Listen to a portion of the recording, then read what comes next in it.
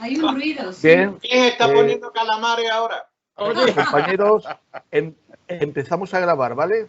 Vale. Pero esta ya la grabación... Sí.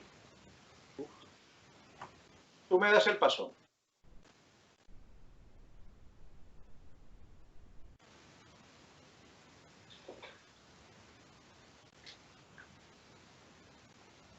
Muy bien. Adelante, Julián. Buenos días y bienvenidos a Querer Vivir. Hoy una nueva entrega de un programa que hemos denominado Vida Experta, en un formato que cuenta con la aportación de nuestros expertos vitales. Y trata de eso que se ha denominado a veces el saber de los años o el saber de la experiencia. En esta ocasión vamos a tratar un tema nuevo. El tema es el poder de la hora, que posiblemente a ustedes les sonará por una famosa obra publicada por Eckhart Tolle.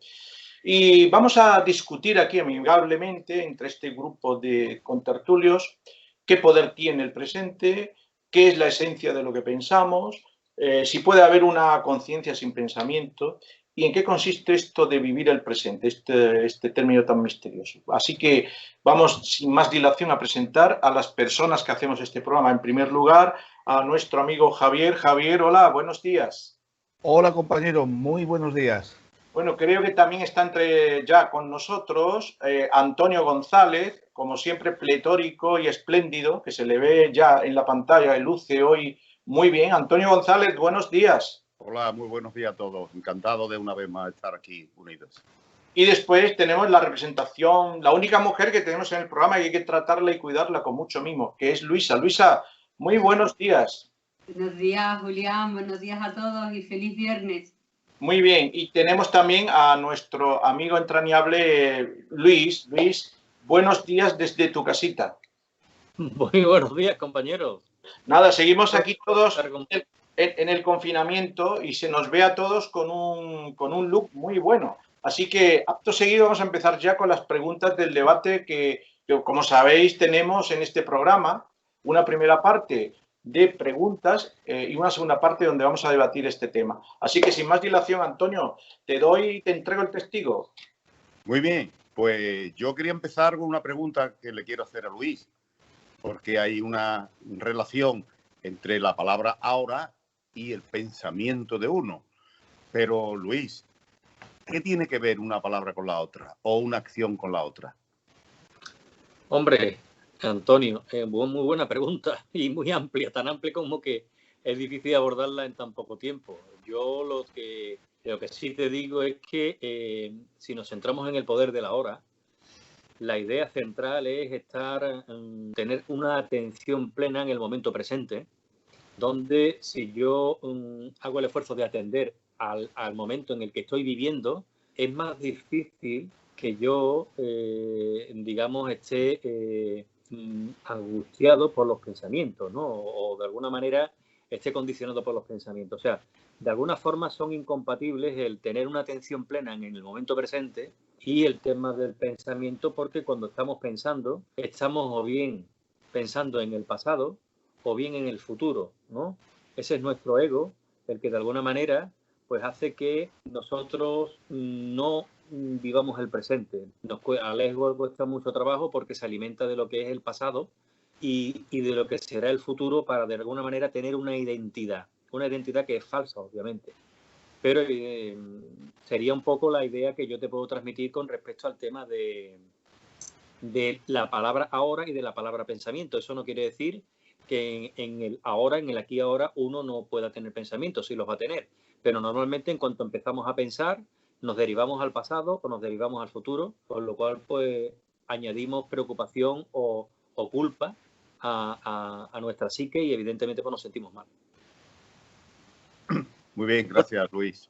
Muy bien. Y yo quisiera preguntarle a Javier si él piensa que hay algo más en la vida que no sea él ahora.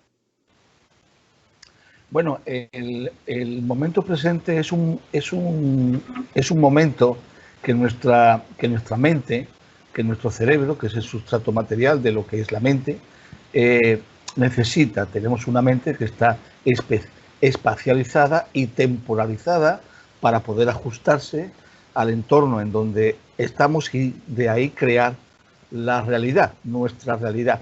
En esa realidad es donde se circunscribe lo que es el momento presente, con toda su estimulación, con toda su riqueza y matices, estimular, pero evidentemente eso nos tiene que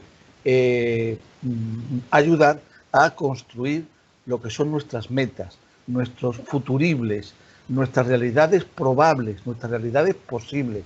Y son metas que tienen que estar ajustadas a ese momento presente, a ese aquí y a ese ahora.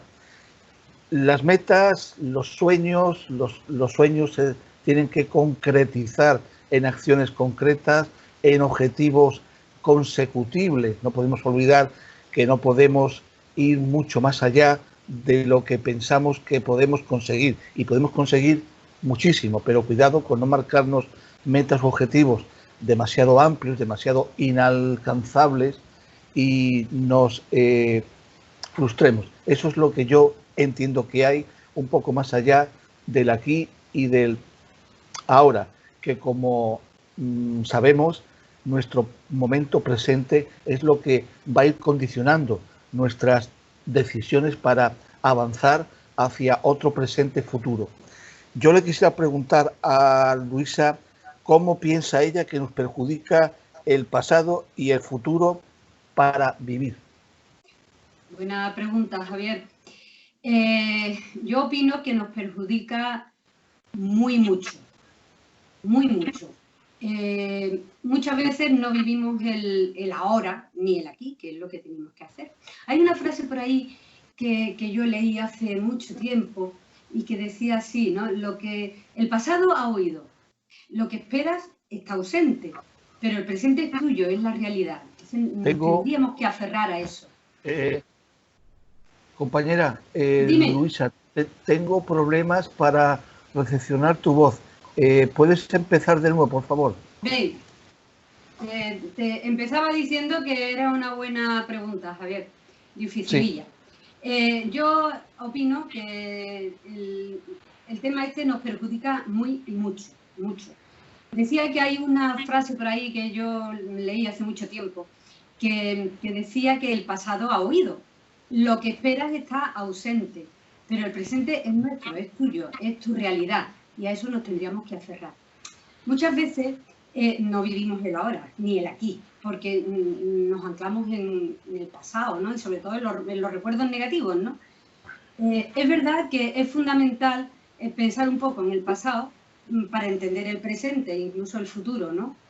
El pasado yo creo que forjó nuestro presente, nuestra vida actual. Pero claro, si nos aferramos a los pensamientos, sobre todo al pasado negativo nuestro, y si continuamente analizamos lo que hubiera podido ser o lo que hubiéramos podido lograr, cambiar, si hubiéramos hecho las cosas de otra manera y si hubieran tenido un final distinto, eso nos llena de sufrimiento. El presente, porque claro, estamos pensando solo en lo negativo y en qué podía haber sido mejor ahora, ¿no? Nos queda un sufrimiento innecesario, que no es el dolor es inevitable, pero el sufrimiento es opcional. Y lo mismo que nos anclamos en el pasado, también lo mismo pensamos mucho en el futuro. Yo de joven era Luisita Planes, siempre hacía unos planes tremendos, que el 90% no me salían, entonces también tenía un sufrimiento con eso tremendo, porque además podemos tener un miedo al futuro imaginado, unas consecuencias que pueden ser no reales, que pueden ser fantasmas realmente, ¿no? Y entonces muchas veces no hacemos muchas cosas o por los recuerdos del pasado o por miedo al futuro. Pienso eso, Javier. Muy bien. ¿Tienes alguna pregunta, compañera? Pues mira, a ver, Julián, que está por ahí, yo te preguntaría, ¿cómo podemos nosotros practicar eso que se llama el presentismo? Bien, esta es una pregunta muy complicada también, y cada tendencia en psicología o en el campo de la filosofía o en el campo de lo religioso ha dado una respuesta muy diversa. Por ejemplo, dentro de la psicología, leía yo ayer cómo la escuela de la Gestalt habla del darse cuenta, es decir, toda la clave del sufrimiento de los seres humanos, y esto pues desde el yoga, desde el zen, desde el budismo, siempre se ha afirmado, consiste en un darse cuenta, en una conciencia de vivir en un tiempo presente. Entonces, Luis decía antes que sufrimos porque nos sentimos culpables, es decir, vivimos en el pasado. Sufrimos porque tenemos miedo a un devenir, es decir, estamos preocupados por el futuro. Lo único que tenemos realmente es el tiempo presente. Entonces, en ese darse cuenta del presente es donde realmente tenemos que desarrollar técnicas y habilidades para estar. La meditación, el yoga, el mindfulness, algunas tendencias psicológicas, algunas prácticas religiosas como la práctica del silencio. Todo esto son herramientas que nos pueden ayudar a tomar conciencia de este tiempo presente, que es el único que realmente existe. Y a mí me gustaría ahora, Antonio, decirle esta pregunta, hacerle, ¿qué nos conviene, Antonio, para estar entonces en nuestro presente? ¿Qué nos conviene hacer? Pues yo creo que tener la capacidad de saber lo importante que es el presente y lo que puede estorbar el pasado y el futuro, tenerlo muy consciente de que es un estorbo el pasado y el futuro, y que el presente hay que tomar conciencia de ello, pero a un grado alto. Y con ese grado alto de tomar conciencia de lo que vale el presente, no es suficiente. No es suficiente porque, le pongo un ejemplo, cuando somos niños y aprendemos las 4 reglas de la matemática, hasta que no hagamos problemas que usemos esos 4 ejercicios de matemáticas, sumar, restar, multiplicar y dividir, hasta que no hagamos problemas usando eso, no sabemos solucionar problemas. Por lo tanto, que sepamos la importancia que tiene el presente, vale, no es bastante. Apliquémosle a eso, es lo que yo opino, apliquémosle crear hábitos de comportamiento que rechacen el pasado, lo que no es necesario en el momento de pensamiento presente, inclusive lo que el futuro puede estorbar. Y crear hábitos. ¿Y el hábito cuál puede ser un hábito? El hábito, el de tomar conciencia cuando estoy pensando algo inadecuado, que no viene al caso, que es algo pasado, que no tiene solución. Por lo tanto, yo todo lo que traiga, como es de odio, resentimiento, como la palabra dice, resentir, que me aporta, pues qué hábito le pongo yo, qué hábitos incluyo en mi vida para que no aflore el pasado.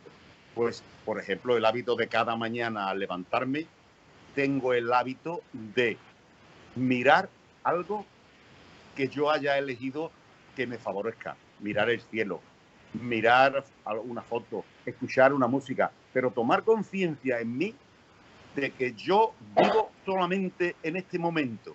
Si esto lo hago por la mañana, cuando me levanto, crear el hábito de hacerlo a unas horas que sean costumbre, para que el hábito, el subconsciente lo mismo coge hábitos perjudiciales, negativos, que puede coger también hábitos beneficiosos. Si yo tengo la satisfacción de que cada mañana miro el cielo, veo las golondrinas, porque me hacen, por ejemplo, en mi casa, en mi terraza, que desayuno ahora con este tiempo en la terraza, las golondrinas me hacen cada día unos shows preciosos. Y yo me percato y pienso, le traigo algo bonito y me alegra la vida cada día. Bueno, pues he añadido que se le puede añadir estar consciente el peligro que tiene el pasado y el futuro añadido en el presente, que no es pensamiento propio consciente, sino que el subconsciente lo ha traído. Uno saber que está ahí, uno rechazarlo y crear un hábito que cada día le facilite a uno el gozo de vivir y estar consciente de toda la riqueza que uno tiene esa mañana, y lo ha decidido uno en esa hora, de gozar de algo que siempre son muchas cosas las que se pueden gozar. O sea, en resumen, añadirles hábitos. Muy bien, Antonio. ¿Tienes alguna pregunta, compañero? Pues sí. Yo quisiera a Luis preguntarle que nos explique un poquito, porque él sabe del tema bastante, qué es la meditación y qué beneficio nos puede aportar ella. Muy buena pregunta, Antonio. La verdad es que es apasionante, ¿no? Porque definirla en poco tiempo es muy difícil, ¿no? La meditación es una actividad milenaria. En todas las culturas, en todas las civilizaciones se ha llevado a cabo. No es ni más ni menos que la interiorización de una persona dentro de sí, ¿no? Es decir, es una actividad donde yo contacto con mi yo interno, con mi ser interior, y de alguna forma, pues,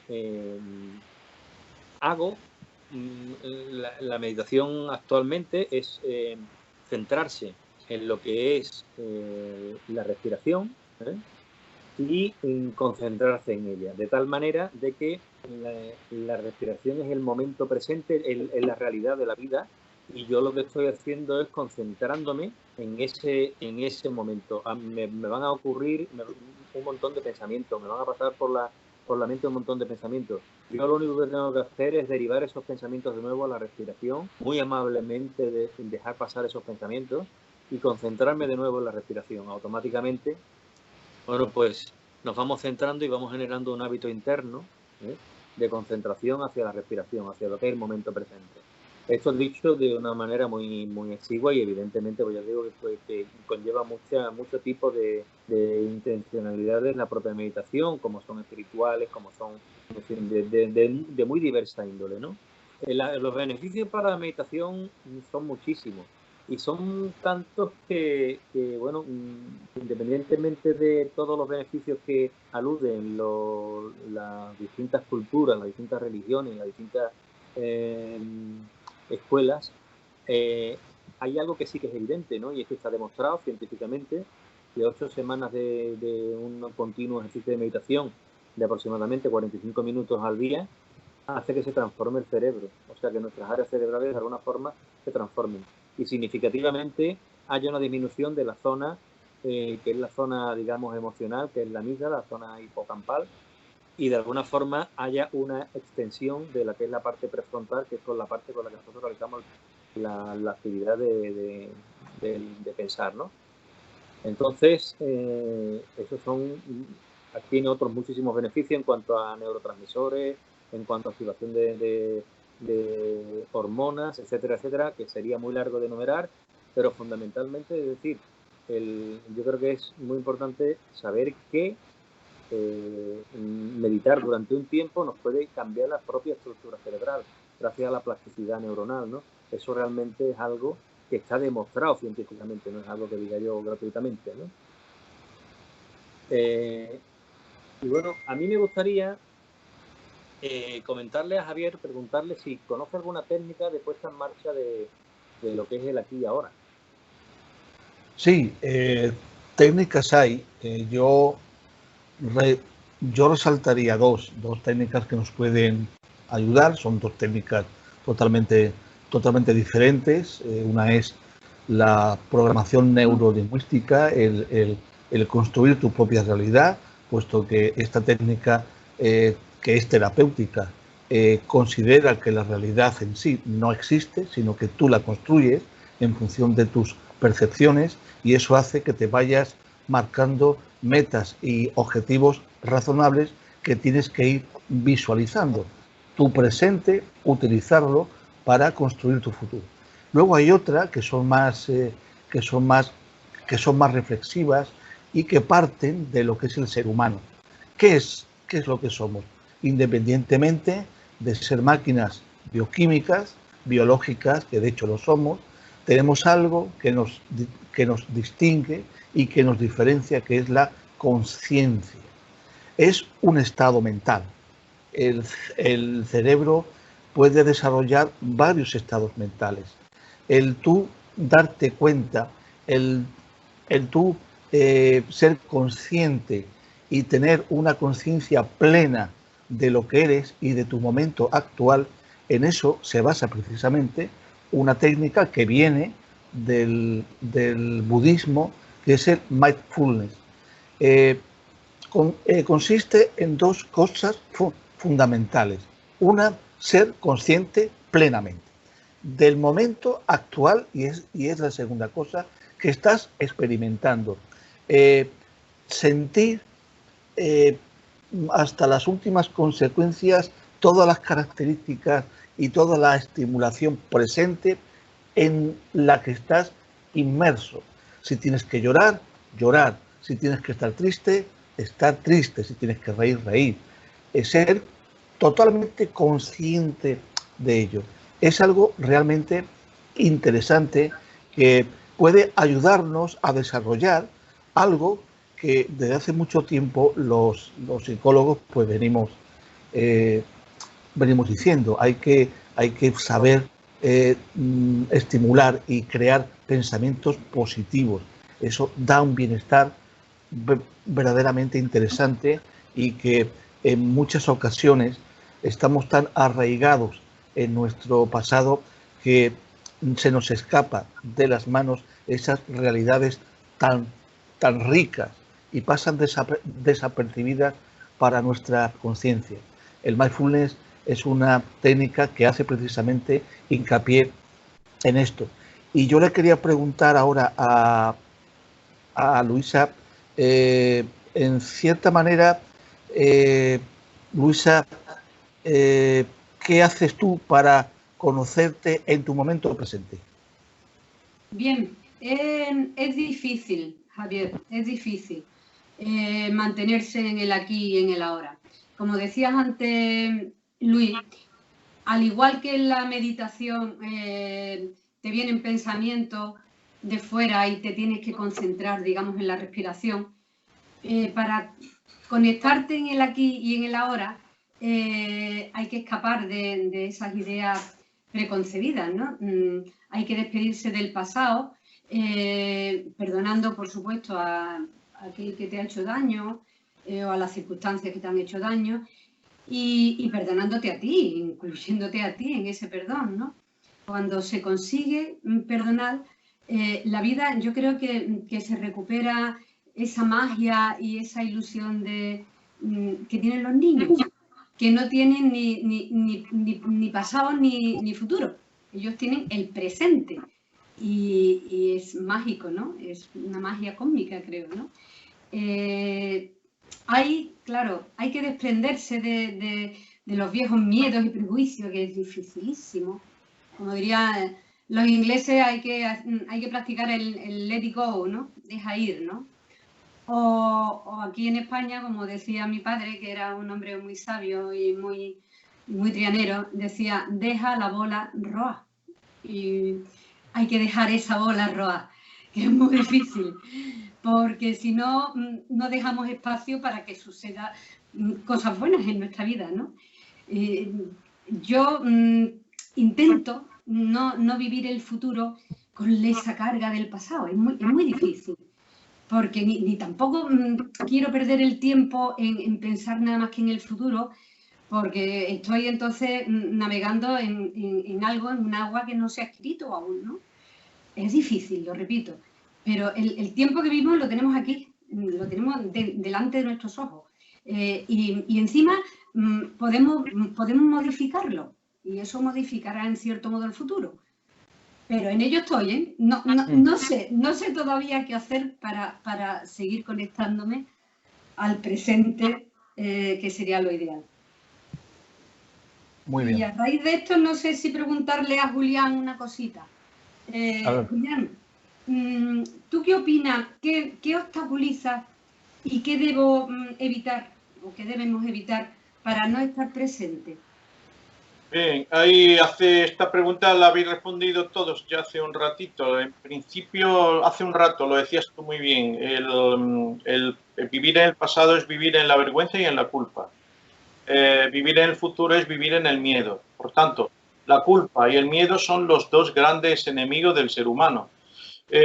Precisamente porque no vivimos en un presente continuo, por eso precisamente tenemos miedo tenemos culpa, tenemos vergüenza y estos son los aguafiestas de la vida. ¿Qué hay que hacer? Pues, lógicamente, las respuestas que se han dado aquí, todas son positivas y válidas. Es decir, trabajar día a día estos estados de conciencia, darse cuenta de que cada día es único, que el instante es único, hacer las cosas sin automatismos, porque muchas veces nos convertimos en auténticos robots en nuestra vida, darse cuenta de los fenómenos psíquicos que tenemos en nuestro interior. Es decir, nuestro interior es el mundo en el que realmente vivimos. Pensamos que vivimos fuera, pero realmente vivimos dentro de nosotros, desde la percepción que tenemos de la realidad. Y entonces, pues bueno, ahí están ruidos internos como imágenes que nos asedian, ideas que nos martirizan. Tenemos también fotografías, tenemos en un momento determinado relatos que nos contamos a nosotros mismos. Decía el otro día Luis, y hablábamos con él, que al cabo del día casi desarrollamos 60.000 pensamientos. De esos 60.000 pensamientos, posiblemente el 95% o más del 95% son todos falsos. Por tanto, tomar conciencia de que el pensamiento en realidad no es nada. Solamente hay una cosa, nosotros y el presente. Bien, y yo ya creo que aquí podríamos perfectamente terminar esta primera parte de rueda de preguntas y respuestas y ya más libremente podríamos empezar a debatir estos temas de una manera un poco más matizada. Por ejemplo, yo os diría tanto a Javier como a Luis, habéis hablado hace un ratito de lo que es la atención plena, el mindfulness, y podemos intentar un poco desarrollar más esta idea que está tan en boga ahora mismo. ¿Cualquiera de vosotros? Bien. Sí, Luis, adelante, Luis. Venga, lo podemos ir haciendo coordinado, Javi, porque, bueno, yo voy a dar mi idea. Yo tuve la oportunidad de dar un curso de mindfulness y básicamente de lo que trata es de potenciar lo que es la capacidad atencional de la persona. O sea, nosotros, si nos damos cuenta, la mente está continuamente divagando, ¿no? Entonces, en Oriente le llaman el mono loco. El mono loco es esa mente divagante, errante, que está continuamente saltando de rama en rama, ¿no? ¿Qué pretende el mindfulness? Básicamente lo que pretende es potenciar la capacidad atencional que tiene el ser humano para focalizar esa atención en determinados aspectos, especialmente en el aquí y ahora, en aspectos del presente. Y de alguna forma, lo que se ha descubierto es que focalizando esa atención, nosotros somos capaces de relativizar muchísimo más y calmar a ese mono loco, de alguna forma, en nuestra mente, ¿no? Eso lo conseguimos a través de determinado tipo de técnicas de focalización, de focusing, de focalización de la atención, de técnicas de meditación y otra serie de ejercicios donde nosotros vamos proyectando nuestra atención y vamos trabajando. Es como un músculo que se trabaja paulatinamente y que, bueno, va logrando una serie de resultados de tal forma de que un programa de mindfulness bien realizado durante 8 semanas pues nos puede procurar una modificación estructural de nuestro cerebro. Sí, efectivamente. No podemos olvidar que todos nuestros sistemas, el sistema endocrino, el sistema digestivo, cardíaco, respiratorio, el sistema nervioso central, todos nuestros sistemas están integrados, trabajan de forma mancomunada y estamos diseñados para 3 cosas fundamentales. Una para aprender, otra para poder adaptarnos y otra para ser felices. Lo único que ocurre es que muchas veces, como la realidad es una construcción social, muchas veces esa construcción que nosotros hacemos es negativa porque es dañina. Y es dañina y es negativa, como dijo Julián, porque se basa en ese 95% de pensamientos falsos, que son irracionales. El mindfulness lo que trata de hacer es, como muy bien dice Luis, mediante una reestructuración que te ayude a saber focalizar tu atención, porque como tenemos que adaptarnos, El cerebro es una máquina que está enseñada a tener control. Cuando el cerebro percibe que carece de ese control, evidentemente vienen las inseguridades. Bueno, pues hay que reestructurar a nuestro cerebro para que entienda que ese control tan rígido no es necesario y no pasa nada porque no se tenga. Ese dejar fluir, que tanto se dice en muchas filosofías hindúes, ¿no? Ese dejarte llevar muchas veces. En muchas ocasiones en nuestro sistema social se nos maladiestra a tener tan dispersa esa concentración, esa focalización, que nos perdemos en pequeñas islas y no somos capaces de ver más allá, de ver el gran país que somos. Esta técnica, el mindfulness, te enseña a respirar bien. No somos conscientes de cómo se tiene que respirar correctamente, porque estamos diseñados para construir, para construirnos y para ser feliz. Y como decía un célebre filósofo hindú también, no hay caminos para la felicidad es el camino. Yo quería haceros una preguntita, o a ver si vosotros lo sabéis. De todo esto que estamos hablando, a mí lo que se me queda es que el mindfulness es un recordatorio constante de que estemos en el presente, ¿no? Más o menos, simplificando. Entonces, yo os preguntaría, ¿sabéis, o lo desconozco, si se está aplicando esto como terapia en hospitales, en medicina, o aún no? Sí, no solamente, Luisa, en hospitales, sino en el entorno laboral, en el entorno empresarial, en muchos entornos. Ya date cuenta de que esto tiene muchísimas implicaciones y realmente pues nuestra mente pues no tiene su modus operandi en cualquier circunstancia, ya sea en una situación de asueto, como en una situación de trabajo, como en una situación donde estamos, bueno, pues hospitalizados, donde tenemos... Sí, es decir, que es aplicable a muchísimos entornos. De hecho, hay muchos trabajos ya desarrollados de consultores de mindfulness en muchísimos entornos. Incluso con una población interesantísima como son los niños. Y a mí me parece esto extraordinariamente positivo porque permiten que los niños vayan tomando una conciencia, vayan trabajando su focalización en la atención y vayan aprendiendo a meditar. Eso les va a conllevar una serie de beneficios enormes en un futuro. Eso es lo que yo siempre he echado en falta en nuestra cultura, ¿no? Que desde pequeños se nos haya enseñado a manejar todo lo que es nuestro mundo emocional, nuestro mundo interno, y realmente, pues, bueno, de lo que adolecemos tanto. Nosotros tenemos una mente muy rígida porque el entorno cultural en el que estamos nos ha obligado a tener una mente muy rígida. Y por eso nos cuesta tanto trabajo desligarnos de esa rigidez para darle paso a esa otra forma de entender la vida, donde, bueno, pues hay que dejar pasar las cosas y no retenerlas, porque eso nos mete en un bucle neurótico que es en el que está metida la civilización actual, especialmente la occidental. No sé si te contesto. Sí. No sé si te contesto con eso. Perfectamente, Luis, como siempre lo haces todo, hijo, muy bien.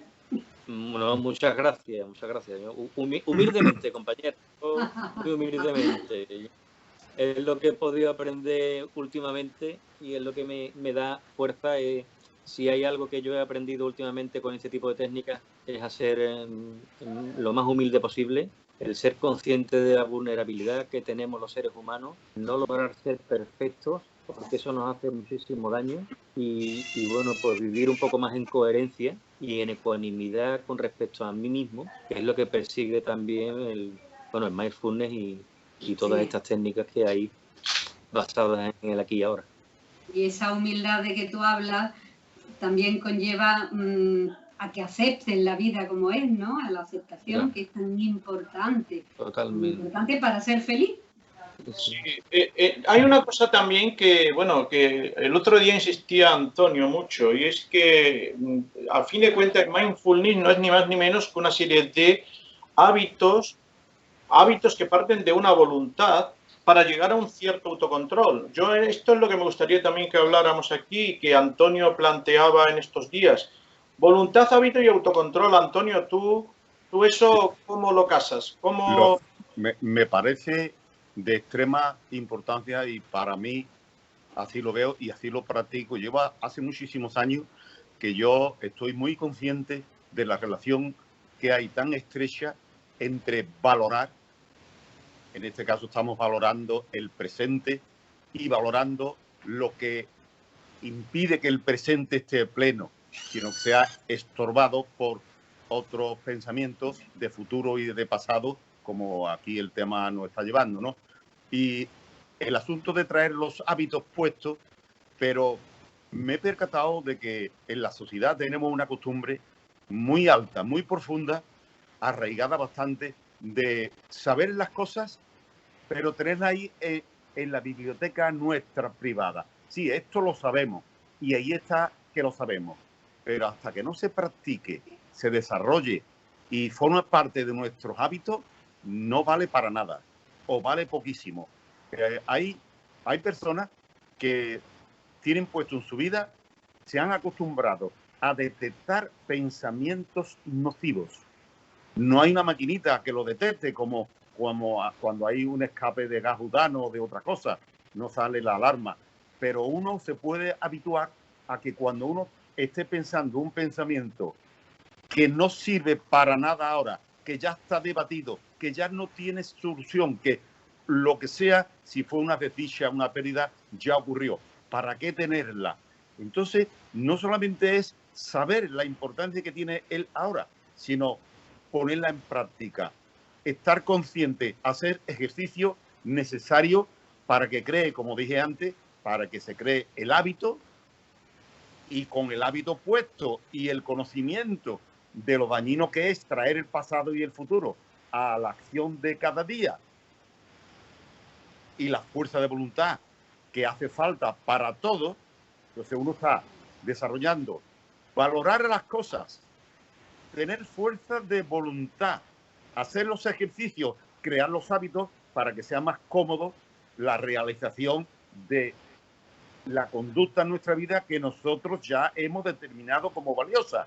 Por lo tanto, el autocontrol es que puede venir incluso no como un sacrificio, sino placentero, porque viene a después el entusiasmo de que uno ha valorado, ha tenido la fuerza de voluntad de llevarlo a cabo, ha sido práctico porque ha dado un resultado evidente, y el entusiasmo, el hábito ha estado ahí, y ahora el entusiasmo de ver que la trayectoria de todos los procesos ha sido efectivo y uno ahora lo que le queda es a gozar de un buen hábito.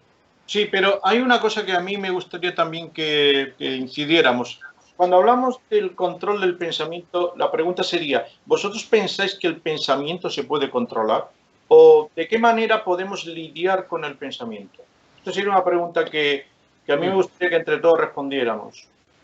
Hay que aceptar todo lo que viene a nuestra mente, mirarlo de forma distante, oponerse muchas veces a lo que pensamos. ¿Cómo lo veis vosotros? Yo creo que he hablado algo de ello. ¿Sí? Porque controlar lo que viene, el pensamiento que ha aflorado, saber que ha llegado un pensamiento que ya puede ser nocivo porque se pierde el tiempo, porque ese acto, ese pensamiento de un acto ya ocurrió, esa desdicha ya ocurrió, ese temor no está para nada. Entonces son pensamientos que afloran, que uno puede darse cuenta, percatarse como un hábito que se adquiere de que este pensamiento que a mí me ha aflorado ahora... ¿Tú no tienes la impresión, Antonio, de que muchas veces cuando uno lucha contra un pensamiento es como cuando uno le hace caso al perro que ladra? Es decir, que la mejor manera de afrontar el pensamiento es mirarlo de forma distante. Estos pensamientos no, Julián, no estoy de acuerdo. Es mejor pensar, me ha venido este pensamiento, ha sido un pensamiento feo, de disgusto grande, y se me han saltado las lágrimas. Bueno, ¿qué he ganado yo? ¿Qué he ganado con eso? Es algo que que yo me doy lamentaciones propias, me percato y digo, pues la próxima vez voy a tener la precaución de que no me va a llegar más este pensamiento, a menos que yo decida, voy a pensar en este asunto como decisión propia, porque me hace falta para un evento, un acontecimiento que me va a ocurrir, que yo debo de tenerlo en cuenta. Por lo tanto, lo voy a pensar. Y si lo escribo, es mucho mejor, porque escrito está otro día en mi agenda, en mi librito que tengo para recuerdos, para pensamiento. Lo vuelvo a leer y me facilita muchísimo las cosas. No tener que traer temas que hay que buscar por todo el cerebro a ver dónde están archivados esas conclusiones que uno llevó. Sino si está escrito, es mejor. Bien, pero por ejemplo, al cabo del día hablábamos nosotros hace un rato y lo decía Luis, lo decía Javier y Luisa, que los pensamientos muchas veces son realmente, tenemos en nuestra mente una especie de saco de pensamientos inútiles, que no sirven. A veces esos pensamientos nos asedian. Imagínate, por ejemplo, Antonio, o imaginaros el pensamiento de una persona que cree que, bueno, el pensamiento de una persona que es obsesiva. Esto nos ha pasado muchas veces a muchas personas. Pensamos que en un momento determinado nos podemos contagiar tocando distintos objetos. Entonces pensamos y nos vienen a la mente ideas que son muchas veces absurdas. Hay terapias y hay técnicas que se han desarrollado precisamente para afrontar, no desde el control del pensamiento, sino desde el afrontamiento del pensamiento. Si al pensamiento se le hace caso, el pensamiento en un momento determinado queda reforzado. Es decir, es difícil salirse de un pensamiento que te invade si en un momento determinado tú sigues luchando contra ese pensamiento. Ese es el bucle que decía el otro día Luis, el bucle neurótico, ¿no? ¿Qué pensáis de eso? Yo, hombre, para ahondar un poco en lo que está diciendo Julián, nosotros estamos inmersos en una cultura donde sigue presente el pienso luego existo, ¿no? Es una cultura cartesiana y que, bueno, pues que nos ha hecho bastante daño bajo mi punto de vista, ¿no? Sobre todo en todo lo que es la cultura occidental, y así nos va en todos los terrenos, ¿no? Entonces, lo ideal, bajo mi punto de vista, es tener la capacidad de relativizar los pensamientos y no darle la importancia que creemos que tiene. Porque un pensamiento realmente es un pequeño fragmento de una conexión neuronal que pasa por nuestra conciencia. Eso es exclusivamente un pensamiento. Y si yo lo veo como tal y lo catalogo como tal, para mí tiene una importancia muy relativa y muy en un segundo plano. Entonces, no entro a luchar con ese pensamiento, no entro a buscar otro tipo de alternativa o un pensamiento contrario, porque lo que estoy haciendo indirectamente es reforzarlo. Y entonces sí que entro en ese bucle neurótico. Yo estoy de acuerdo contigo. La tendencia actualizada hoy en día, nos estamos dando cuenta, y además a nivel neurocientífico, precisamente por las evidencias que estamos teniendo, de que realmente, independientemente de lo que dice Antonio, de que hay algunas pautas, algunos hábitos para controlar un pensamiento, para no volver, es muy difícil que en un momento determinado, porque ya te digo, nos asedian tantísima cantidad de pensamientos, que si yo tengo que estar pendiente de todo eso, yo no vivo en el aquí y ahora ni un solo segundo del día, sino que estoy viviendo en mi mente, solo y exclusivamente. Y ese es uno de los males de la sociedad actual, que vivimos en nuestra mente. Vivimos en un mapa, no en el territorio, y hay que tener en cuenta de que el mapa no es el territorio, porque el mapa, primero, es impreciso, porque está condicionado por nuestra vivencia, por nuestra cultura. Por tanto, ya es un mapa deformado, es un mapa que no hace alusión real a la auténtica realidad, valga la redundancia. De hecho, Luis, yo estoy de acuerdo. Sí. De hecho, se me estaba ocurriendo una idea. En este momento que nos ha tocado vivir, de ese miedo, de tanto pensamiento, ese miedo al futuro que tenemos todos, por la economía, por la sanidad, hay una cantidad de cursos de mindfulness gratis, de meditaciones gratis en la red, porque la gente se ha vuelto al aquí y a la hora, y todo esto, el mindfulness, el yoga, el no sé qué, totalmente te ayuda, ¿no?, a estar en el ahora, a no pensar tanto. Y yo es que digo, en estos 2 meses, qué barbaridad, venga a correo electrónico, oye, gratis, un curso, no sé qué, gratis. Digo, todo basado en eso, en el aquí y el ahora. Sí. Nos ayuda, vamos. Es una práctica que se está extendiendo muchísimo y que está teniendo muchísimo éxito precisamente. Y lo bueno que tiene esto es la cantidad es la aceptación tan grande que está teniendo en todo tipo de público, en todo tipo y además de personas mayores, de personas jóvenes. Es decir, que hay una amalgama muy interesante de público a la que le está interesando esto y que está abriendo los ojos a la verdadera conciencia. Y eso deja el pensamiento muy relativizado, muy relativizado. Yo ahora me gustaría un poco que nos tiráramos de cabeza a la piscina y que de algún modo cada uno de nosotros dijera qué hacemos precisamente para eso. Esto que lo tenemos muy claro, pero cómo practicamos en el día a día este presentismo. No sé, voy a empezar yo por mí. Yo, por ejemplo, todos los días practico media hora de silencio. El silencio, para mí, yo lo identifico con ese momento en el que uno se dedica a escucharse por dentro. Y lo que hago es escuchar todos los ruidos que tengo. Y esos ruidos los miro, los escucho y me doy cuenta que a medida que esto lo hago día a día, cada vez soy más consciente de esa... Bueno, cada vez estoy más metido en lo que es el presente, en mi día a día. Y cada vez soy más hábil a la hora de controlar determinadas emociones. Por tanto, esto es un poco lo que yo hago. Yo no sé vosotros, los demás. Por ejemplo, Antonio, ¿qué haces tú todos los días? Antes de que responda Antonio, por favor, resumirlo todo en una o dos frases, porque estamos ya casi fuera de tiempo. Vale. Adelante, Antonio. Bueno, yo quería hacer una pequeña aclaración de lo que dije antes, y es que no se trata de darle atención a los 6.000 pensamientos que vienen al día. No se le da a ninguna. Yo he dicho de tener en cuenta los pensamientos que llegan cuando ese pensamiento llega a tener cierta importancia que está a la emotividad de uno, la está afectando. Llega y saber que ha llegado y rechazarla automáticamente. No ni siquiera parar a pensarlo, sino esto ha llegado y tal como llega sale. Punto. No hace falta meditar en el asunto. Es lo que yo he querido decir. Vale. Sí. Pues, Antonio, muy bien. Por mi parte, dedicarle media hora a lo que es la meditación. Y en esa meditación también al silencio, porque como dice Julián, es una forma de escuchar mi interior, mi ruido y de ir acercándome un poquito más al momento presente. Pues yo por la mañana, cada vez que todos los días me despierto, doy gracias.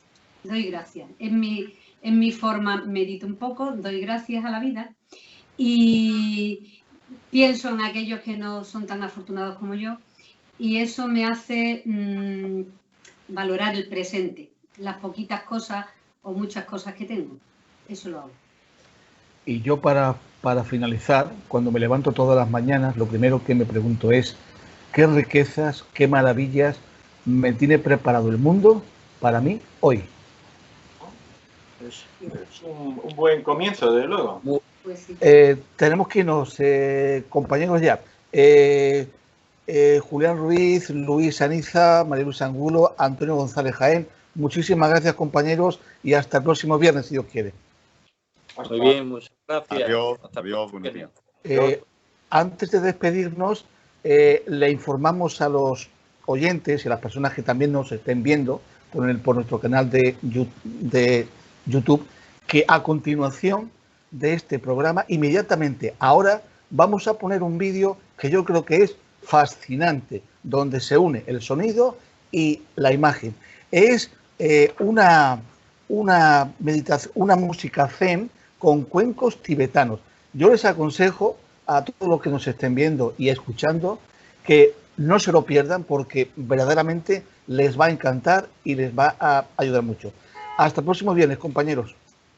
El viernes. Hasta el viernes. Adiós.